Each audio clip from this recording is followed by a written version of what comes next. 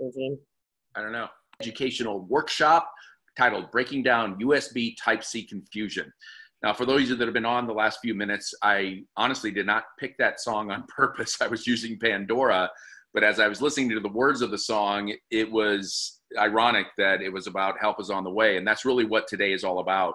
You know, we're going to talk about through bringing in Kevin Quinn, who I'll introduce in a little bit, one of the experts globally as it relates to between, you know, type A and moving to type C and why it makes sense, why it might not make sense. But really, this is a non-selling webinar. I know we get on a lot of these where people are trying to pitch and talk about themselves the whole time. And, you know, in working with the Targus leadership team, you know, this is all about Targus stepping into a space of being the insight and educational leader in the marketplace. And it's no doubt, if you just look on Twitter, you look on LinkedIn, look at all the forums, there's no doubt that there's some levels of confusion as to, should I make the move, or I'm in the move, I'm deciding to make the move, but what are the best ways to do this? And, you know, we're seeing over and over again through the Targus clients that have made the migration, these clients are reducing their overall spend, specifically on cubes and offices and real estate. They're reducing the risk due to the multi-platforms that their people are using, whether it's a Dell laptop or a Lenovo or an Apple. You know, they're able to reduce a ton of space. And most importantly, they're creating massive efficiencies for their employees. So if you look at the, you know, the triple crown of what organizations and businesses are really focused on, reducing their expenses, reducing any risk to the company as it relates to competitive risk, as it relates to employee risk. You know, if you think about employee risk these days, this is the first time, at least in the US economy, and I know we've got people from all over the place on this webinar, this is the first time where literally there are more jobs than there are people. So the race to provide more value to the employees has never been, you know, in my 30 years of being in the professional world, has never been more complex, and nor has it been more competitive. And most importantly, I don't know a business leader on the planet that's not trying to help their employees to produce more, to be happier, and to be more effective in their jobs. So today, we're going to get into some deep subject matter. And really, I want to make sure and preface this by letting you know that if you have any questions, there's a Q&A box right here on the Zoom app that should be on your computer right now, that if you have any questions during this talk or while Kevin's talking, type them in, and we're going to use whatever time is left. This is only going to take about 30 minutes. We want to be respectful of your time as always, but we want to open up the forum so that you get a chance to ask one of the futurists, one of the, you know, personal technology leaders, Kevin Quinn, who's going to get introduced here in a short amount of time. So this is titled Breaking Down USB Type-C Confusion, what you actually need to know now to future-proof your next refresh. Here's what we're going to cover today. We're going to talk about the goals and the outcomes of Type-C. And the next bullet, which I really enjoy, makes me laugh a little bit, why the C stands for confusion. And, you know, ultimately one connector with multiple uses, the power delivery and the alternate modes that are available. We're going to talk about the three considerations in regard to USB Type-C. We're going to talk about best practice implementation, actual case studies of organizations that have done this, how they did it, and how you can leverage and model their practices to, again, reduce your spend, reduce your risk, and increase overall efficiency of your employees. And at the end, we're going to talk about some of the best ways to plan for USB Type-C. And we'll wrap it up with an executive summary and Q&A. Before I turn the screen over, I would be remiss if I didn't give a righteous introduction of our panelist expert, Kevin Quinn. Now, Kevin is the Senior Director of Applications Engineering at Targus. And a little bit about Kevin's background. He graduated from the Ohio Institute of Technology with a degree in electronic engineering. He has a master's degree of science and engineering management. He has over 30 years in electronics and information technology. That's focusing on areas such as uninterruptible power systems, semiconductor, RF, servers, and storage. He's also a design engineer for both ODM and OEM. And as mentioned today, Kevin is the Senior Director of Applications Engineering. He's also known as, if you follow him on LinkedIn or any of the social media formats, he's known as the DocKtor. Notice how that's spelled. So here's a guy that spent a lifetime in this business and he has focused his education, his professionalism, and his experience on helping organizations make smart decisions as they migrate to new technology. So Kevin, I'm going to turn the screen over to you, my friend. All righty, everyone. Give me a moment here to start sharing the screen, and I'll give it a moment to update online. Hopefully it does it pretty quickly for you. We find all of these tools work to some level of competency better than others. Anyway, thanks again for joining me. Really appreciate it. I tend to talk fast, so as Gene said, please go ahead and type your questions in the Q&A box. The other thing is, Gene mentioned this is not a sell or marketing, but I do tend to say targets because that's a perspective I have most. So I apologize if it sounds like I'm trying to sell targets on you. I'm not. If anything, I'm trying to sell you on me and my knowledge on a very complex subject. And shorten really what amounts to about 8 inches thick of specifications into 20 minutes or so of me talking. So hopefully that'll come out here real quick. If I'm not sharing, let me know now, DocKtor or Gene. I think we are. Basically, in 2013, USB Type-C was launched. And originally, it was just to do USB. That is to say, USB Special Interest Group or Interface Forum came out with this new connector, and that's another thing I'll be talking about. It's a connector, and it was meant to just replace the old Type A/B. That's another term we never used to say, Type A and Type B. You'll hear me say it throughout the presentation. We didn't have to in the past because we just knew that on one end, the Type A end, the host end, the PC end, that's where we connected that PC, and on the other end was our devices and peripherals like printers and so forth, and that was B. So we didn't say A and B because it was always AB back then, and it was always just USB. The original Type-C specification was launched was for just USB. Didn't include these alternate modes, which we'll be talking about in a minute. It was meant to increase the speed of USB, double it really to something called Super Speed Plus or 10 gigabits per second. It was also modified to increase the power capability of the connector and the way power is done, whether it's giving or taking, what we call syncing or sourcing. And I'll talk about that in a moment too. At any rate, it was originally launched for Type-C, but manufacturers like Apple and some others who wanted to integrate other technologies, especially in smaller form factor hosts, realized the connector had a lot of versatility for some of the things they wanted to do. For instance, Thunderbolt. And so you'll see Apple is one of kind of the first, and they're pretty much exclusively using Thunderbolt on Type-C right now. They wanted to be able to use Thunderbolt on that connector, and so they went to the USB Interface Forum, Special Interest Group, and said, hey, we want to use this for Thunderbolt. And USB guys are like, sure, just make sure it has USB on it. And they said, okay, we could do that. And then the video guy said, hey, wait a minute, we also like that connector, especially we need something smaller and to be able to deliver power, that's even better. We'd like that too. So the DisplayPort guys came out and the Special Interest Group came up with something called alternate modes. Thunderbolt is an alternate mode. We don't say Thunderbolt alternate mode, we just say Thunderbolt. And we say DisplayPort alternate mode and some other alternate modes, which I'll talk about. And I apologize if these sound like buzzwords and so forth. I'm trying to get you familiar with them, and hopefully they'll become a little bit more clear as we go through those specific charts. But anyway, the Type-C connector, the specification got expanded to do more than just USB, whether it be power or video, so forth and so on. And because of that, manufacturers now, Apple, Samsung, Lenovo, Asus, who's who, are using the Type-C connector system in their products. And they're using it in various ways, in different ways, and some of them not compatible, and that's what we're going to talk about throughout this presentation. But in fact, you'll see about 85% of new computers and tablets do have a Type-C connector on them of some sort, doing some sort of function or functions. And so it is something to be aware of. It is the latest and greatest technology for connecting things, and something you want to do when you can, but it isn't you know, in place of Type A necessarily. You're still seeing Type A on a bulk of hosts going out there still. So while they may have a Type-C, they probably still have a Type A connection, with the exception of maybe the MacBooks, right? Where really they've gone all in on Type-C and in fact Thunderbolt on Type-C. The idea of the Type-C connector is, the goal behind the Type-C is to eliminate all the brand specific or complex connector systems. On this little basket here, you can see right in the middle, there's our old-fashioned Type AB. It eliminates using the AB.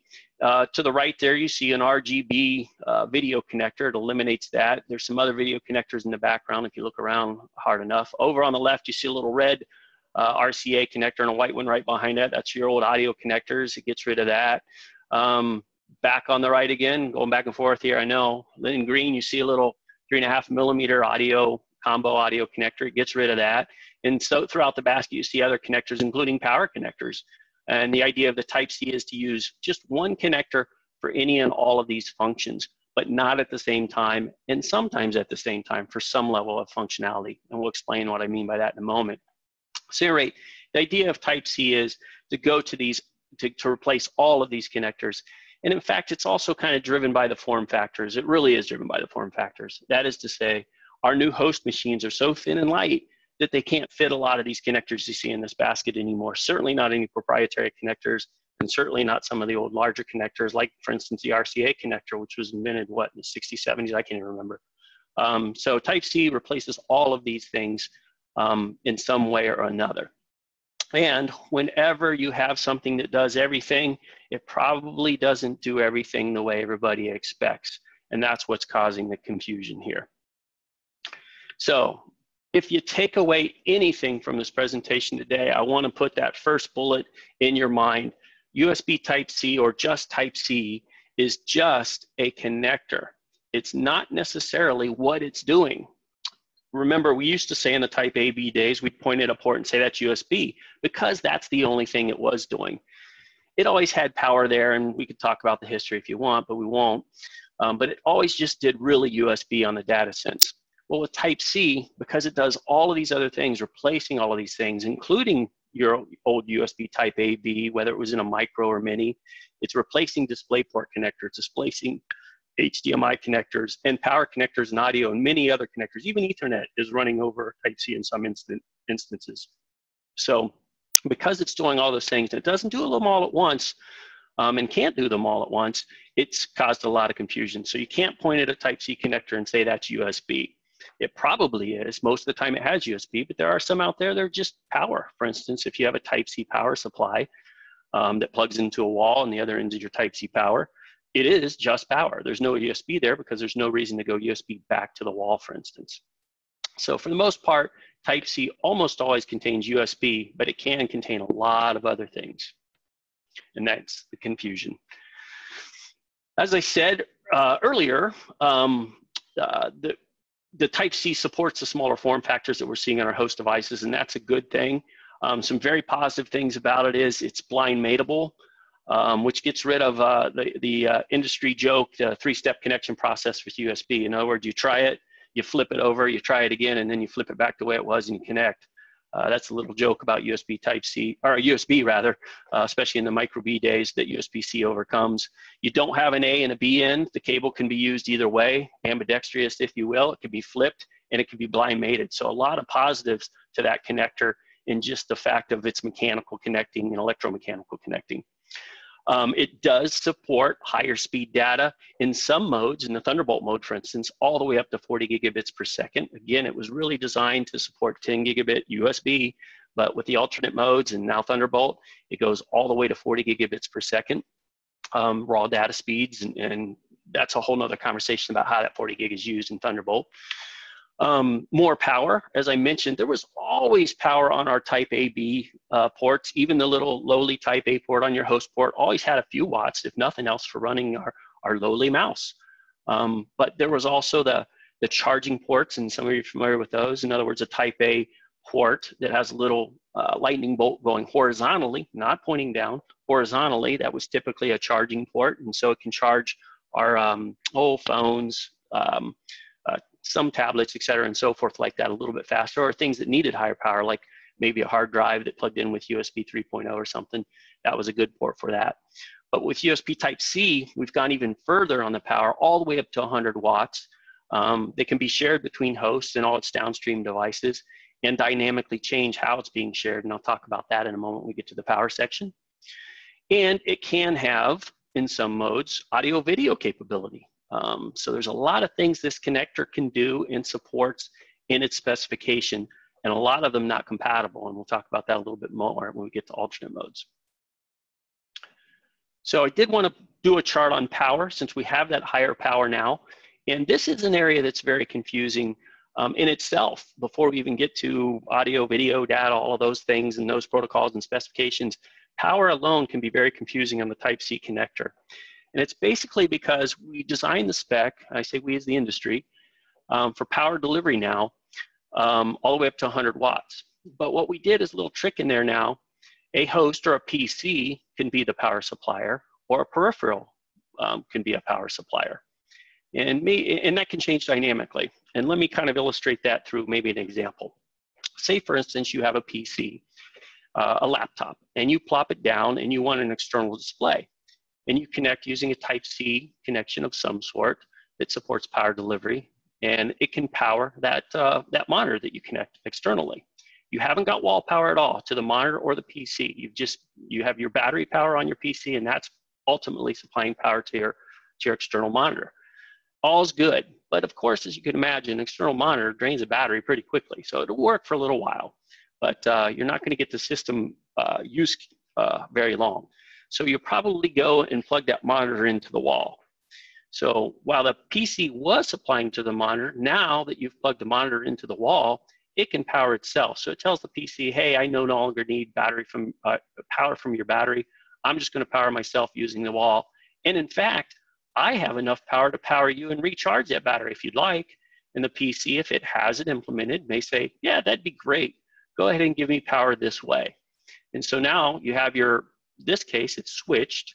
That is to say, the monitor is now powering your PC. And say, for instance, now the power goes off, the power grid, you've lost your AC power, or the wall becomes disconnected somehow. Well, it can go back to the original way of the battery supplying power from the PC to both the laptop and the PC. So that could all happen dynamically. And it uses this doing something called a power delivery contract. And when it does that, it basically must make sure that the voltages match. In other words, if I'm supplying power from a PC or a peripheral, that the voltage is matched. In other words, I get the supplied voltage I want.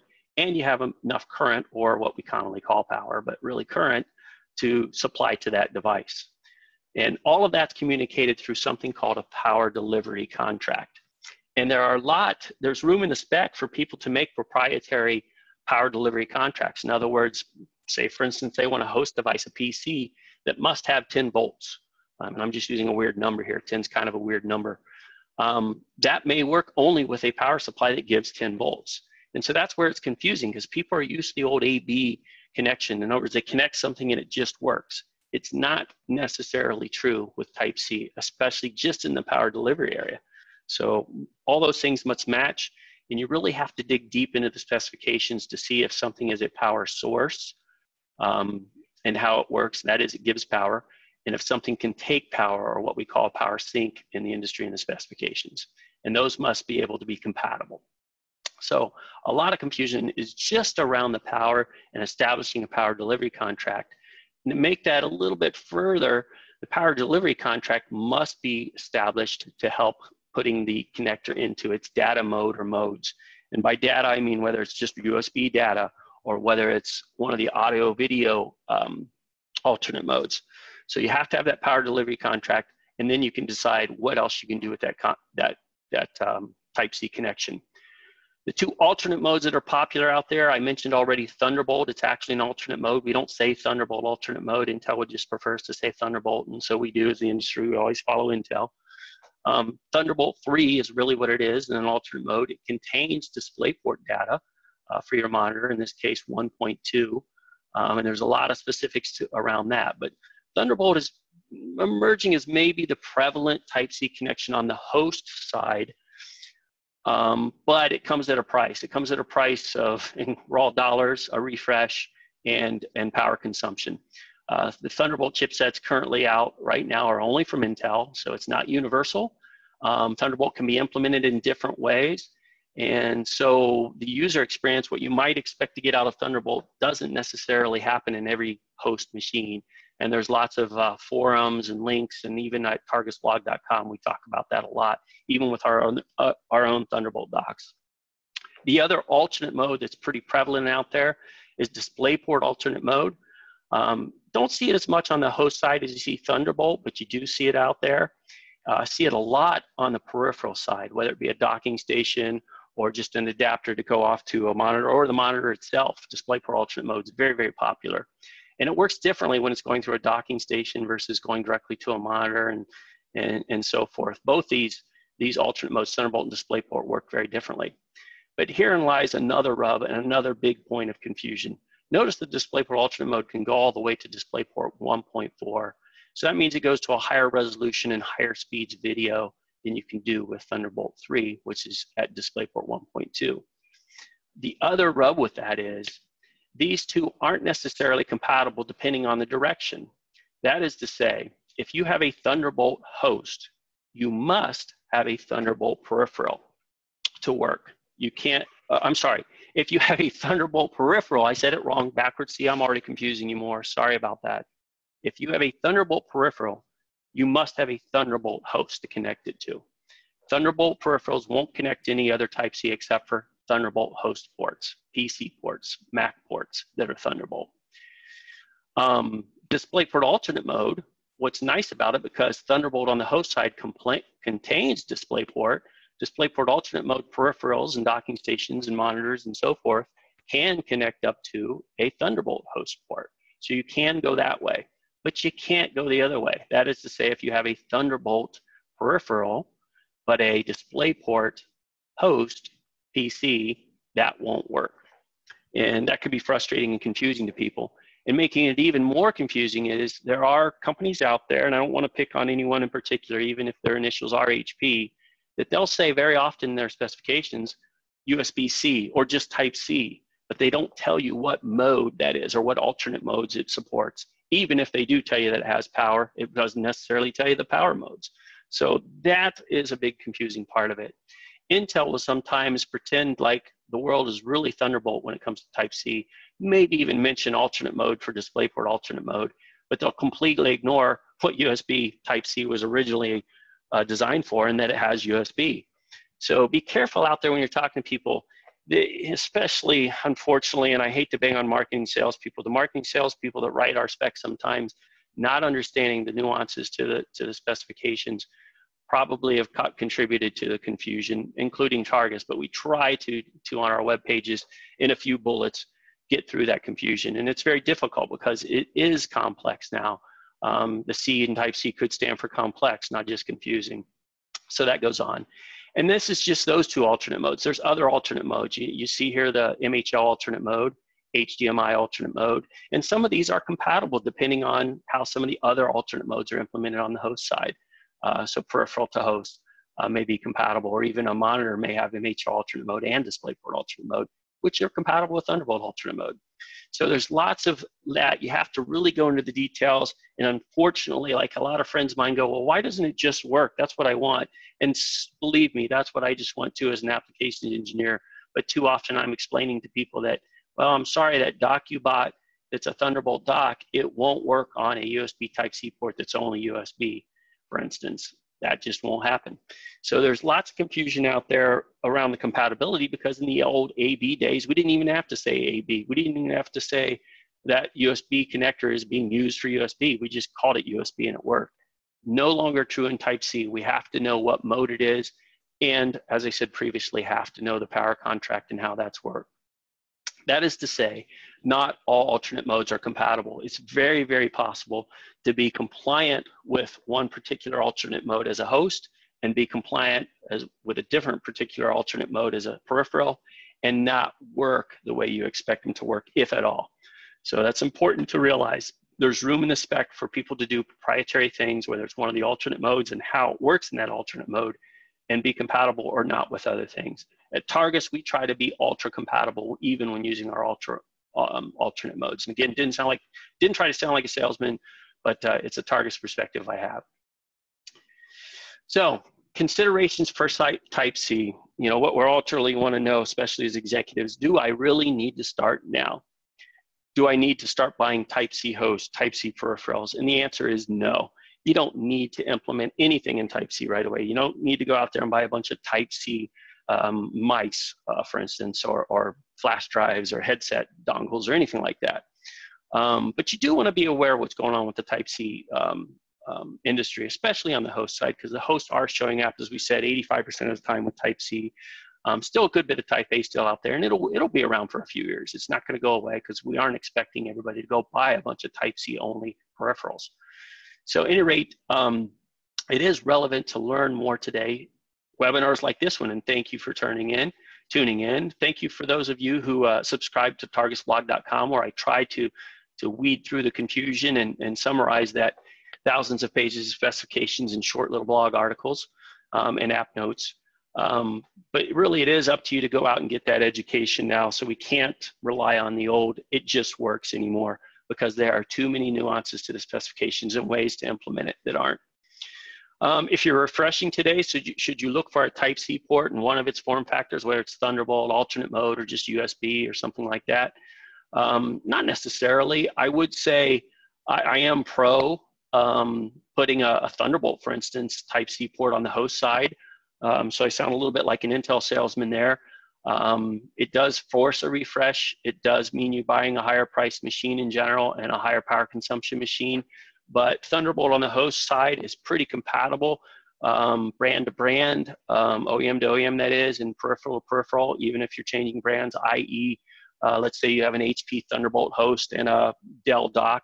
There's a very good chance they'll work. They won't always. And there are some issues with power I actually am aware of. In general, and you're going to see me talk about that, you want to test everything and verify everything twice, if not 3 times. And sorry for the bell out there. So best practice implementation. Best practice implementation of anything Type-C is no different from what you're doing today with any other IT equipment, whether it be a client or a peripheral. Identify your needs. You want to know what you're trying to ultimately do. Do you need a workstation class PC for your CAD/CAM guys? Probably, where you can get away with the run-of-the-mill enterprise machine for the average office worker. So it's still all about the application, what you're trying to do. Identify your needs in your environment. And then consult with the experts, whether it be the application engineers. Dell has CTs, HP has their good guys. Guys like me who consider ourselves agnostic to the technology. Consult with us, read the blogs, get a hold of us whenever you can, and talk through what you're trying to do. Because ultimately, we don't want to just sell you, for instance, in Targus's case, just sell you a dock. We want to sell you a productivity tool, whether it be a docking station, adapter, or whatever else like that. So consult with your experts. And then test. Test your environment, test. Make sure it works fine, especially when updates to the technology come along, and they are. Type-C, whether it's USB, Thunderbolt, one of the alternate modes. There's a lot of driver updates going out, whether you're a Windows Update person or using a WSOS server or even on the Mac side. We're seeing updates quite often as things change and get better. And some of those are to help with that ubiquity, but I don't think we're going to get to ubiquity with USB Type-C for a few years because, again, the specification's written that you can do things that aren't necessarily compatible. Anyway, after your testing, optimize and adjust. If something's not working how you expect it to, you want to talk to, again, those experts and say, hey, this isn't working. Why isn't it? Don't just go, it doesn't work. Get a hold of us. We could figure out why it doesn't work and maybe suggest a solution, albeit on the peripheral side, i.e. with a docking station from Targus, or just, hey, you need a different host here. Maybe talk to your host vendor, HP, Lenovo, Dell, Apple, whatever. And then always, and I think you guys know this for the most part, always consider your deployment plan. Things may work well in the lab, your environment, you're all happy, you've done all these 4 steps, that's great, but they have a complex deployment. So consider deployment and your deployment plan with any new technology, not just those that are enabled by the Type-C connector. And then whenever you can, standardize. That's always going to help you, of course, with the economies of scale and pricing and all of that stuff. So not very different here in any other IT buy, if at all. Just you might be finding yourself consulting with the expert a little bit more when it comes to Type-C implementations, because quite frankly, we all know this.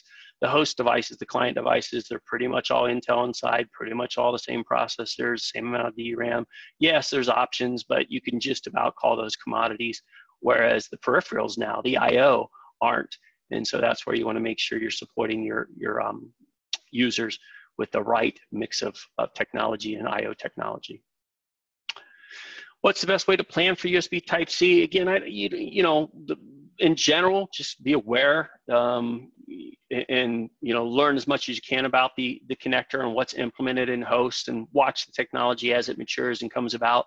But I do want to give you an example of what one of our customers did, a little case study here. Again, not a sell, just a case study. Basically, we had a financial services company with 28,000 employees, and they had a mix of vendors, HP, Dell, Lenovo.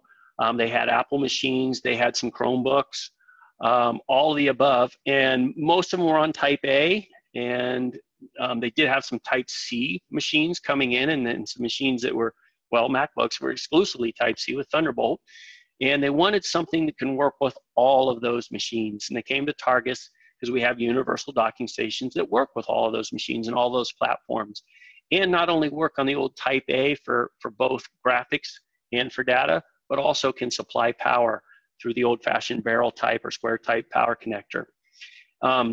So we had that, but then they said, well, what do we do for Type C? And in that case, we had a way to even implement Type C for data and power and video, all in one docking station, one setup. They love that because what they were able to do with their 28,000 employees is only build out about 14,000 workstations based on that docking station.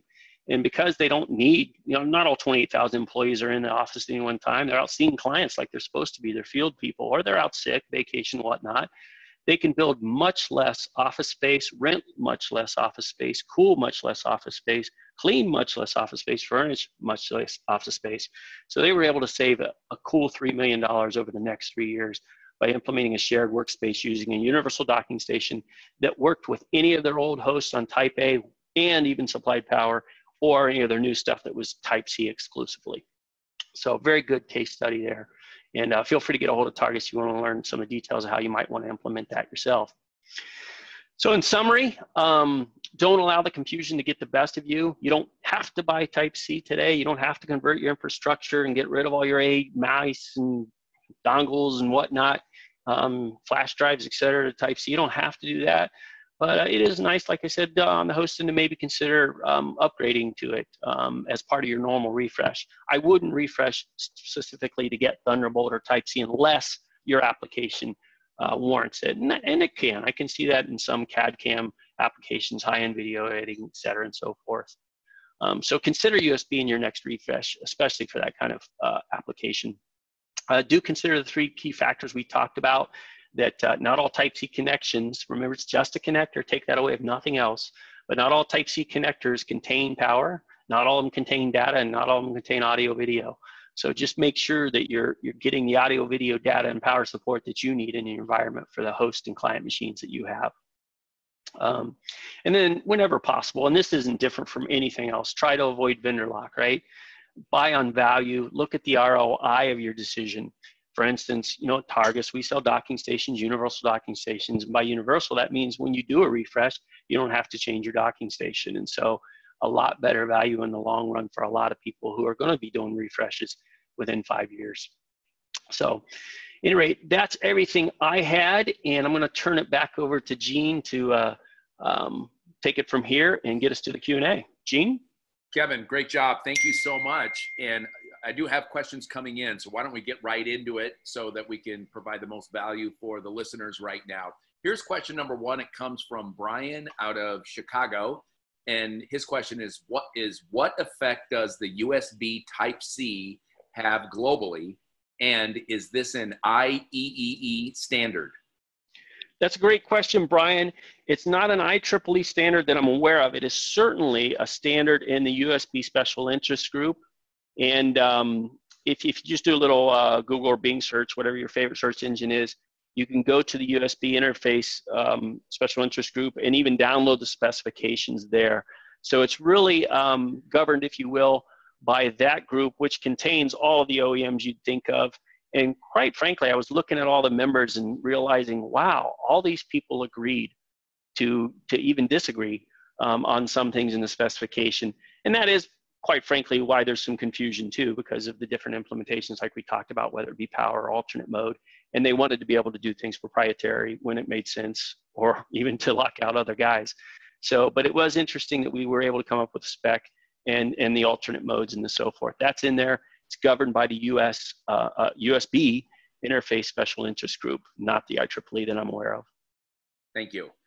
Next question from Michael. Will a USB Type-C tip be available for the Targus dock Hydra cable that is low in cost? Again, I'm not a sales guy, so the low in cost part, I'm an engineer. I'm at most allowed to say what SRP is, and I don't know it on the adapter.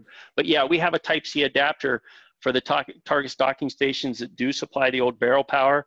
And what it does is basically you put the barrel power instead of into the PC or host, you put it into this device, and then you put the USB cable instead of into the PC or host into this device, and voila, you have Type-C with power. Now, is it low in price?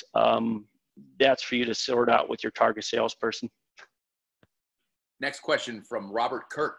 I believe he's trying to say marginal, but he wrote marginal. Can marginal cables impact the power delivery contract, resulting in an unsafe electrical charging condition? Marginal. The word we kind of spread around the internet on that is dodgy. There are indeed, cables make a big difference, and I didn't cover this in the essence of time, but even cables, and I've had customers do this, they try to use a USB Type-C passive cable in a Thunderbolt application. That just won't work. In other words, you can't get the full Thunderbolt bandwidth out of it, and that's why a lot of you will notice that Thunderbolt cables in general are shorter, because that 40 gigabits per second comes at a price and performance for length of cable, if you will. It is very important, we say at Targus, use the cables that came with your docking station for connecting between the dock and the host. Use your cables that came with your monitor for connecting between the docking station and the monitor. Whenever possible, use the cables that came with the thing you're connecting, because there are dodgy or, quite frankly, uncompliant and unblessed cables out there. They should not be. The USB interface special interest group is pretty insistent. You don't put the USB super speed logo, for instance, on a cable that is super speed. Thunderbolt guys, same thing. You don't put the Thunderbolt logo on something that's not Thunderbolt. But I have seen some cables that are marked to mislead the consumer. So I'd have to say buyer beware. There are dodgy or uncompliant cables out there that can in fact cause damage and at least not function or perform. Martin asks, are there any guides for distance limitations, or are there active cables for greater distance? That's a great question. It depends on which Type-C you're talking about. For instance, on USB, it's pretty safe to go about 2 meters right now, or 6 feet at super speed. At super speed plus, I haven't tested that out a lot yet. Thunderbolt, we're just now getting to about 0.7 meters. There are some silicon designs in the works, some things we're doing in the next generation of Thunderbolt to get up to 1 meter, and even in a proprietary sense up to 2 meters. But in general right now, it depends on the Type-C. You could rely on super speed going 6 feet, couple meters pretty easily. Super speed plus might do that. I do see some I haven't done the timing analysis to know the distance. You might get away with it a lot of times is what I'm getting at, but probably a little shorter. And then Thunderbolt, I wouldn't use it over more than about 0.5 meter today and 0.7 meters very, very soon. And those, as you can imagine, those 0.7 are active E-marked cables, and they come at a price that's usually quite a bit north of $40, if not north of $60. Got it. And Kevin, I think this next question, and by the way, for the audience that's still on, we've got lots of people from all over the world on. If you have questions, now is the time to ask. So just put it in your Q&A tab there right on your Zoom meeting. Kevin, this next question I think is a fastball right down the middle of the plate and going to let you hit a home run with it. Is this actually the best method for charging and for data transfer? I would say yes. I'm a Type-C fan. I'm bullish on the technology. You heard me say earlier in the presentation, on the host end, if you could afford it, go Thunderbolt. I think that's the way to go. On the peripheral end, I would go USB, believe it or not, on regular Type-C, selfishly Targus. But I am a proponent of Type-C going forward. So anytime you can do new purchases that have a Type-C connector that does what you need it to do, I would say go for it. Now, Kevin, this is just my personal question. You've said this a couple times, like, selfishly, Targus, et cetera, et cetera. And I know you work for Targus, so this might be an unfair question, but why Targus? What's your belief in what it is you have? Well, Targus's value to the market is we are agnostic.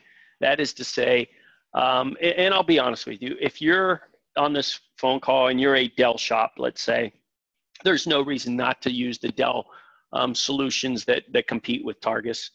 Dell resells Targus too. If you're an HP shop, same thing. A Lenovo shop, same thing. If you're exclusively that, go ahead and stay with that company for what you're doing. But I would challenge you to realize that probably not too many enterprises are exclusively one OEM vendor, and that vendor lock never helps you. And certainly don't let them know you're only working with them. A lot of people have Macs in the environment, and so you want to be able to support Macs and PCs with similar infrastructure or same infrastructure whenever possible, standard infrastructure. And so that's a good reason to go to, for instance, Thunderbolt implementations. But in general, Targus's value is on the universal side, and that is our universal docking stations are that. There is a little bump in the road with Mac right now. Some of you on the phone might be aware of it. I have full faith that'll be fixed down the road. But the universal docking stations work as advertised for the most part now, certainly on the Windows platforms, even if you make us Vista all the way through the latest RS4 release of Windows 10. They work on Chrome starting at about 50. Android even, your phones will dock with those same docks that are using with PCs and MacBooks, Linux PCs and Chromebooks. And that's the value of Targus is we validate all of those platforms on our universal docking stations. But yeah, we also have Thunderbolt docks and alternate mode docks too for those applications that need it. Again, like I said earlier, Thunderbolt's great idea to use that when you're doing CAD CAM or high-end video editing, if nothing else, but it isn't universal. Kevin, I just had one more question come in from Fahim. And Fahim says, can the Targus universal docking solutions power on laptops with a Thunderbolt alt mode or just wake from sleep? And if so, which model or models can perform this function? Fahim, that's a great question. We get asked it a lot. Our current Thunderbolt docking station doesn't have a power button on it. But there are settings in the BIOS of various platforms, whereas once you plug in, make the plug connection between the Thunderbolt dock and the host, for instance, a MacBook, it'll wake it up if it's already if it was asleep. And if it's powered off, you can set it to power on. So these are BIOS settings that if supported on the host or client or thing you're trying to hook up with the docking station, you can do it by simply plugging in using the Thunderbolt docking station. Our docking stations with power buttons, similarly, once it's plugged in and you hit the power, turn it on, it'll turn it on. If that client is set for the ability to wake from that, they call it wake on AC in the BIOS, it's actually wake on DC if you think about it. So if in the BIOS in that platform is set up to do it, we support it either through our power button with our docks with power button or just the act of plugging in with our docking stations that don't have it. That's for turning it on or waking it up from sleep. We cannot turn it off right now from that same button and or just disconnecting. That's you can in Windows, for instance, once you disconnect, put things to sleep, that kind of thing. But we don't control the power per se when going the other way. Thank you very much, Kevin Quinn. Now, for everybody that's listening and viewing, thank you again for tuning in. And as you notice, we really lived up to our promise. This is purely, we want to get the insights out into the marketplace. And that's really what it comes down to. We know that in today's world, the companies that rise to the top are the ones that are providing the most relevant, real, and non-salesy information. Nobody wants to be pitched to and sold to. This is purely designed as educational in nature. So if you have more questions about what you should do, if you want to get any detailed guidance, make sure and get in contact with your dedicated Targus contact and set up a meeting. Facilitate the dialogue. And, these people are trained, everybody, our resellers, our VARs, everybody out in the field is, we are here to serve you at the highest levels. And if it works out that you choose Targus, great.